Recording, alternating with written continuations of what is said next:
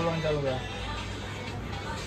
Guys અમે earthing આલ લે અમાર લાઈટ તૂટી ગઈ જો બતાવું અમાર લાઈટ તૂટી ગઈ વાયર ને બાર બધું તૂટી ગયું શોલ્ડર મારવાનું હતા 80 શોલ્ડર મારીએ હતા ભાઈ રિંગ લાઇટના લીધે તો અમારા વિડીયો નહોતા બનતા 2-4 દિવસથી.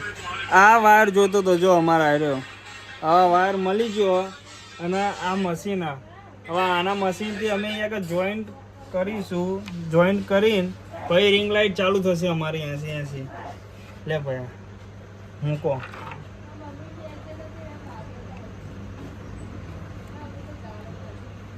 જોતા રહેજો બરાબર. તમે એ આ સાઈડ બ્લેક હતો ને બ્લેક રેડ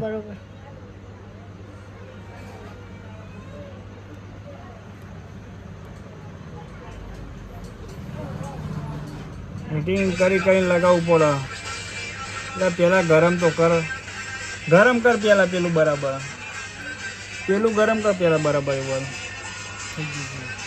હજુ લગાવવું પડે યાર.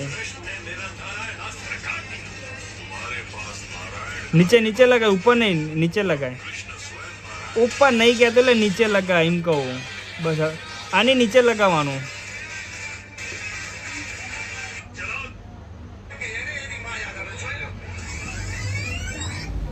બસ બારી ના દે તો મને ના બળતો હા વારું લે અડેલું જ છે આ વાયર ઓન કર્યું પૂરે લે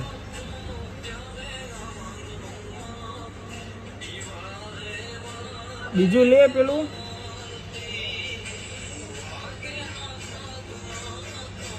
કટિંગ છે આડું જોરદાર કટિંગ આવ્યું. 2 વાયર જોઈન્ટ હતા જ નહીં બોલો અમારે.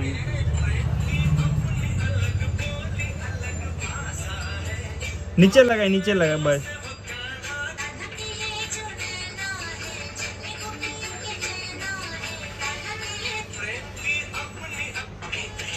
જો તો હજુ થયું નહીં બરાબર. લાઈટ ચાલુ કરતો ભાઈ.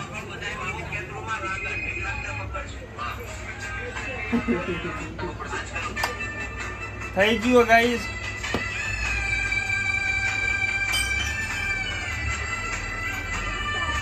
થયું ને વાયર પાવર એકલી ગયો અરે યાર પાવર છૂટી ગયો પાહુરી કરીને કરવું પડશે અને પાવ વાર તોડી નાખજો બાવી.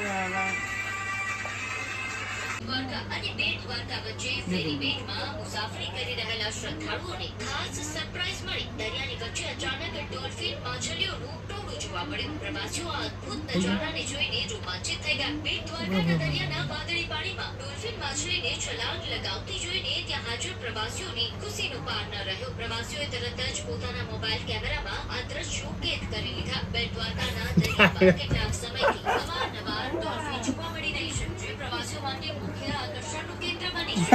હવે ચાંદો લગાવો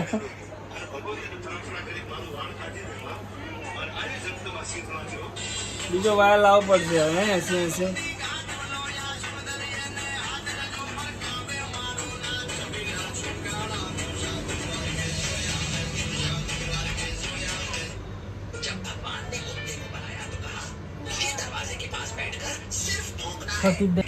કંટાળ્યો ભાઈ વાઘ કંટાળ્યો આમાં. વાયર